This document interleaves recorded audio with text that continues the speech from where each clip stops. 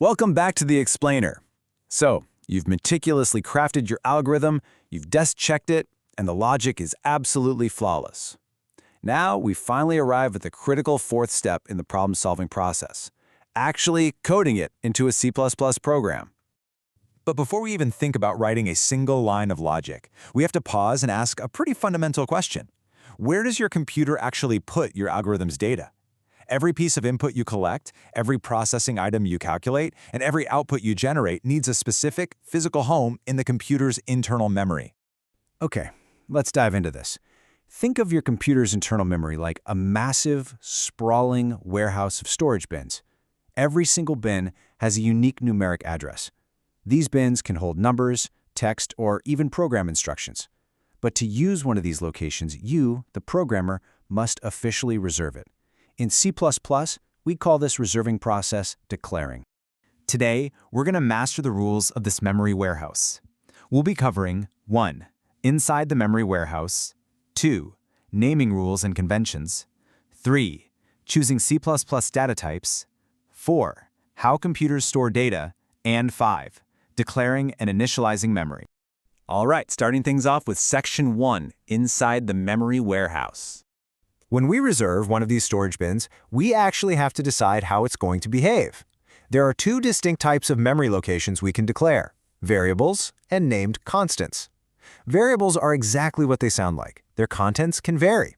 They're memory locations whose values can easily change while the program is actually running. And honestly, the vast majority of the memory locations you declare will be variables. Named constants, on the other hand, well, they're locked down. Their values literally cannot change during runtime. You set them once, and they stay strictly the same.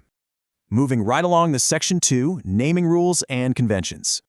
Once we reserve a bin, we absolutely can't just rely on its raw numeric address. That would be impossible to remember when you're writing hundreds of lines of code.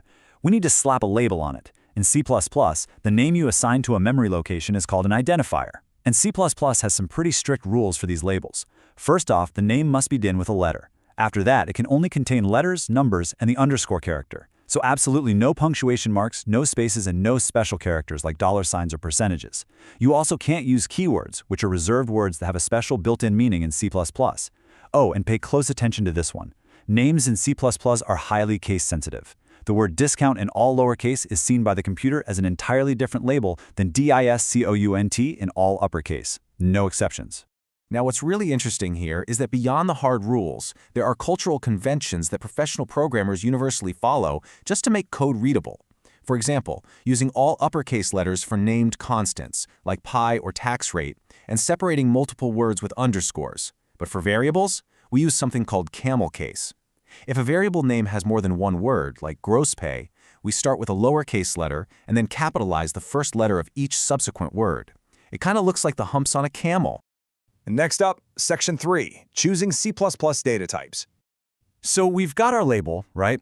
But hey, not all data is the exact same shape or size. You wouldn't shove a tiny ring into a massive refrigerator box. When you declare a memory location, you must determine its data type. A memory location will only accept an item that perfectly matches its type. Fundamental data types, also known as primitive or built-in data types, are the exact specifications built directly into C++ that dictate both the specific type of data and the size of the memory bin required. Let's walk through the most common fundamental types. If you need to store integers, whole numbers without a decimal place, you'd use a short or an int. An int takes up 4 bytes of memory and holds a massive range of numbers. For real numbers with decimal places, you step up to float or double. Notice how a double requires 8 bytes, which gives you up to 15 digits of high-precision decimal math. On the total opposite end of the spectrum, a simple bool, which only stores true or false, only needs 1 tiny byte of memory. A char also just takes 1 byte to store a single letter or symbol. Let's shift gears a bit. Section 4, How computers store data. Let's peek under the hood of this warehouse to see how the computer actually packs this data. We're super used to the familiar decimal or base 10 number system, using digits 0 through 9. But your computer's internal memory uses the binary or base 2 number system, which strictly uses zeros and ones. Every single piece of numeric data you enter is converted into this binary format to be physically stored in those memory bins. But wait, what about text? Well, text is handled a bit differently. Character data is stored using 8-bit ASCII codes. An 8-bit code is just a sequence of 8 binary digits. A capital A and a lowercase a actually get distinctly different binary code sequences. And here's the cool part. The computer only knows whether it's looking at a raw binary math number or an ASCII text character solely based on the data type you declared for that specific memory location. Bringing it all together now in Section 5, declaring and initializing memory. Okay, theory time is over. Let's talk about the actual C++ instructions used to reserve, label, and fill our bins. To declare a variable, you type the data type, a space, your variable name, and then optionally, an equal sign and the initial value. For a constant, you start with the keyword const, the data type, the constant name, and here that initial value is absolutely required. Also, notice that all statements in C++ must end with a semicolon. Setting that initial value is called initializing. The crucial takeaway here is you should always initialize your variables. If you don't, the memory bin just contains whatever random data was left behind by the last program that used it. We call that a garbage value. And let me tell you, it can cause massive, hidden errors in your calculations later on. I want to pause here for a second and talk about why named constants are just so incredibly powerful. Initializing a constant gives you a self-documenting program. So instead of seeing a random number like 3.14159 sprinkled all throughout your math, you just see the word pi. Furthermore, if you mistype a constant's name, like typing text_rate incorrectly, the compiler immediately throws an error to warn you. If you just mistype raw loose number in your code, the compiler has no idea it's a mistake, and you'll easily spend hours debugging bad math. Let's see how all this builds into a real-world scenario with the Tracin-Mobley tip calculator. Tracin wants a program that calculates a waiter's tip by taking the total bill, subtracting any liquor charge, and then calculating a percentage on the remainder. To do this, we have 5 specific items we need to track: total bill, liquor charge, tip percentage, total bill without liquor charge, and the final tip. Since these exact values will change for every single customer, they all need to be variables.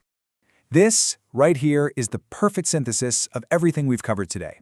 These 5 items are declared perfectly in C++.